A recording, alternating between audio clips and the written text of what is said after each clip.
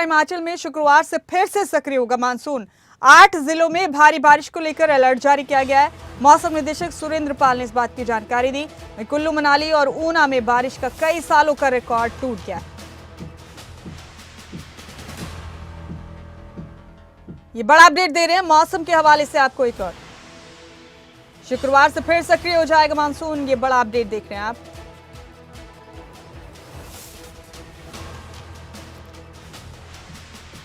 और हमारे साथ प्रदीप ठाकुर शिमला से हमारे ब्यूरो हेड फिर एक बार जुड़ चुके हैं, उन्हीं का रुख करेंगे। प्रदीप, 8 अगस्त तक मौसम खराब रहने के इम्कान जताया गया है कई जिलों में। अगले 8 दिनों में मौसम की वजह से कुछ और परेशानियां झेलनी पड़ सकती है हिमाचल प्रदेश के कई इलाकों में। तफसील से बताइए, क्या है वेदर रिपोर्ट हिमाचल प्रदेश की अभी?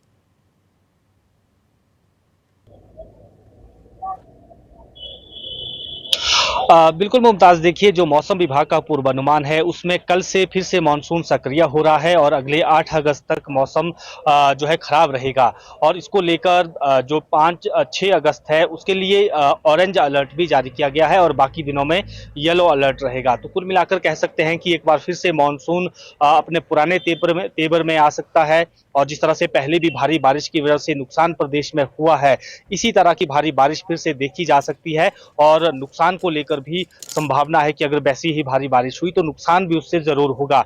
लेकिन मौसम विभाग की तरफ से जो अभी कहा गया है कि अगले जो 8 अगस्त तक है उसमें मौसम जो है वो खराब रहेगा, यानी मानसून फिर से एक्टिव हो जाएगा। हालांकि जो अभी तक मौसम की अगर स्थिति की हम बात करें तो पिछले सालों की अगर तुलना इसमें करें तो इस बार 1980 का जो दशक था, 1980 में जो बारिश हुई थी उसको फिर से एक बार दोहराया गया है 2023 में। और ऐसी ही बारिश 1980 में पहले हुई थी और इस बार इस प्रकार की बारिश 43 साल के बाद जो है वो हुई है, जो मौसम विभाग का पूर्वानुमान है। इसके अलावा प्रदेश के लगभग 6 जिले हैं और उसमें सबसे ज्यादा बारिश जहां हुई है वो ऊना है। कुल्लू की अगर बात करें तो मनाली का क्षेत्र है, मंडी के भी कुछ इलाके हैं। उसमें मौसम विभाग का कहना यह है कि इसमें पिछले 50 सालों का रिकॉर्ड टूटा है और रिकॉर्ड तोड़ बारिश इस जुलाई महीने जो पिछला जुलाई महीना था उसमें हुई है। लेकिन हमने देखा कि जिस तरह से शुरुआती दिन जब मानसून के थे उस वक्त भी नुकसान शुरू हुआ था, नुकसान होना। और उसके बाद जब तेज बारिश हुई 7 जुलाई से लेकर जो 15 जुलाई तक का वक्त था वो ज्यादा खराब हिमाचल के लिए रहा। चाहे वो नुकसान की बात करें, मौतें भी उस वक्त हुई हैं और बाढ़ आने की घटनाएं, बादल फटने की घटनाएं उससे हुई है।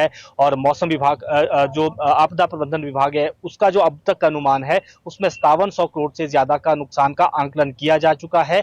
लेकिन अनुमान यही है कि जो अब तक प्रस्तावित अनुमान है कि 8000 करोड़ तक ये नुकसान पहुंच जाएगा। तो अब ऐसे में उम्मीद हिमाचल प्रदेश को केंद्र सरकार से है कि यहाँ जो जख्म है उन जख्मों को कैसे अब केंद्र मिटाता है, उसमें क्या मदद जो है केंद्र सरकार करती है वो देखने वाली बात होगी। लेकिन अपने प्रदेश की अगर बात करें तो यहाँ पर अपने संसाधन प्रदेश के पास कम है। ऐसे में जो रिस्टोरेशन का काम होना है, मार्ग को पुनर्बहाली करनी है, उसका जो काम होना है वो कहीं ना कहीं जो केंद्र के हवाले भी रहेगा। केंद्र पर उसके लिए मदद की दरकार हिमाचल प्रदेश को रहेगी। हालांकि इसके साथ साथ जो राज्य सरकार की तरफ से जो पुनर्वास समितियां बनाई गई हैं, जो राहत और पुनर्वास का काम देख रही हैं पूरे प्रदेश में, वो दौरे कर रही हैं लगातार। आज से उनके दौरे शुरू हुए हैं। कुछ मंत्रियों ने पिछले कल से दौरे शुरू किए थे। तो अगले कल तक ये 3 दिन का जो दौरे का दौरान रहेगा, यानी हर जिले में जो कमेटी के चेयरमैन है, जो कैबिनेट मंत्री बनाए गए हैं, सीपीएस उसके चेयरमैन बनाए गए हैं, वो लगातार फील्ड में जाकर नुकसान का आकलन कर रहे हैं और उसमें लोगों को मदद किस तरह से पहुंचाई जा सकती है ये कोशिश की जा रही है। लेकिन नुकसान प्रदेश में बहुत ज्यादा हुआ है, इसमें कोई दो राय नहीं है। और लोगों की उम्मीदें भी सरकार से है कि इस नुकसान का जो ये घड़ी है, इसमें उनके ऊपर जो ये आपदा बरसी है इसमें उन्हें राहत दी जाए।